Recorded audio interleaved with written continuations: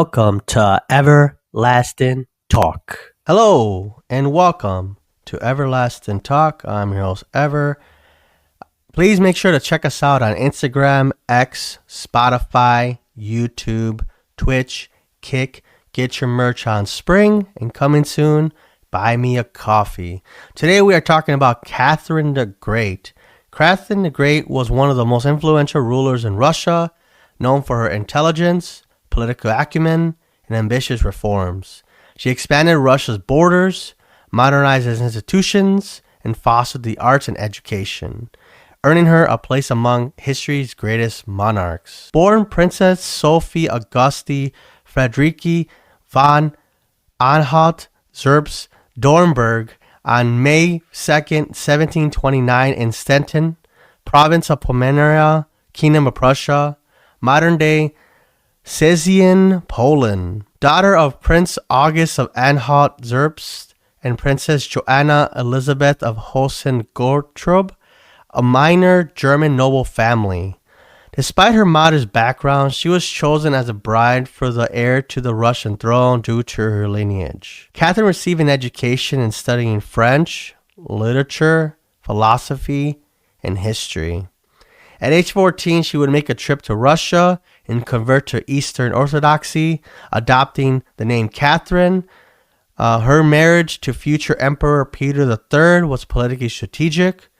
Unhappy marriage because he lacked maturity and was erratic. After the death of Empress Elizabeth in 1762, Peter III became emperor, but was very unpopular among Russian society. Catherine, with the support of the military and other Russian nobility, orchestrated a coup.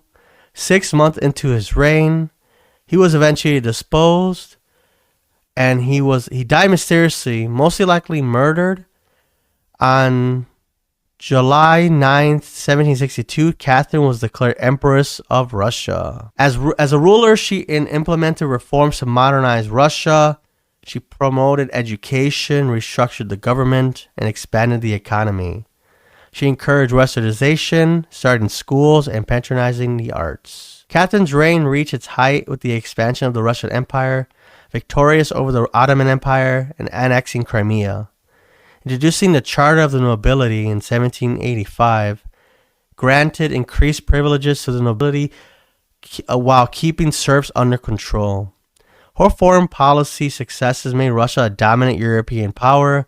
She played a crucial role in the partitions of Poland, which divided the Polish-Lithuanian Commonwealth among Russia, Prussia, and Austria. Her diplomatic and military strategies firmly established Russia as a major global player. Though Catherine maintained power throughout her life, her later years were marked by challenges. The French Revolution in 1789 alarmed her, leading to a more conservative stance against revolutionary ideas. Additionally, her ambitious domestic reforms slowed as she showed more and more of maintaining stability. Her succession plan also became a major concern. She had intended for her grandson Alexander I to inherit the throne instead of her son Paul II, whom she viewed as incompetent. Catherine the Great died on November 17, 1796 in St. Petersburg, Russia, after suffering a stroke. She was 67 years old. She was found by a maid having labored breath and her pulse weak on November 16th, falling into a coma. This leaving Paul to take the throne and reverse many of her policies. Catherine's legacy is one of extraordinary transformation. She expanded Russia's territory, modernized its institutions, and post-decision a dominant European power. Though she ruled with absolute authority, she promoted the arts, science, and education, laying the groundwork for future Russian intellectual and cultural advancements. Despite her achievements, Catherine was a controversial figure. While she embraced Enlightenment ideals, in theory she maintained autocratic rule and upheld serfdom. Nevertheless, she is remembered as one of Russia's most effective and visionary leaders. Catherine the Great marked a golden age for Russia. Her impact in education, governance, and territorial expansion shaped Russian history and influenced European politics.